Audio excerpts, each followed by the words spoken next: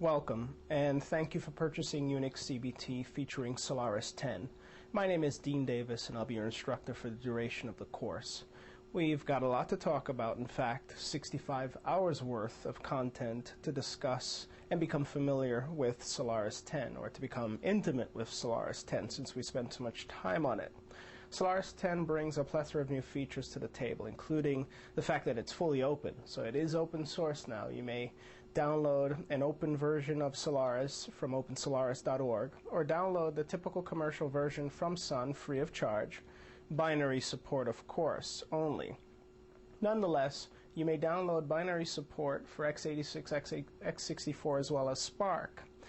And again, we mentioned that Solaris10 has brought to the table key new features to computing, including virtualization, which isn't new to other OSs and other environments, but is new to Solaris. And ZFS, the zettabyte file system, is a key new way of managing storage, which we'll be looking at towards the end. In fact, both ZFS and zones are covered towards the end of the product, which are two of the key features brought to you by Solaris10. In addition to ZFS and zones, we'll be looking at the service management facility, a new way of managing services on your Solaris10 instance, and many other features such as legacy features. Now, the fact that Solaris10 is open is important because what it means is not only is the code available for you to review if you're a developer and intend to contribute, but Solaris10 incorporates many champion open source projects such as Apache and GNOME. GNOME is the default desktop with the Java twist, calling it the Java desktop environment. And Apache, of course, is the king of web servers, and it's included by default with Solaris10, albeit not enabled.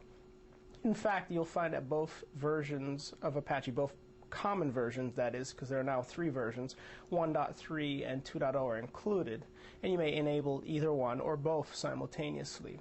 So again, some key things to look at. We're going to cover, of course, all the basics, including the many ways or the myriad ways you may install Solaris on your box.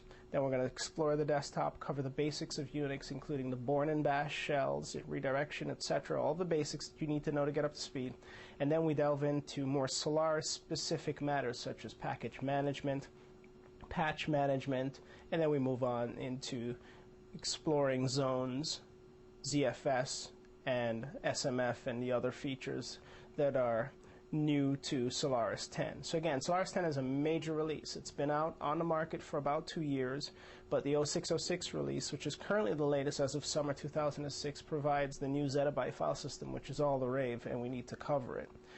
And Solaris10, since it's legendary for being stable within corporate environments as well as scalable, it is going to be a winner since it is now open source and is heavily supported on x86 and x64 platforms.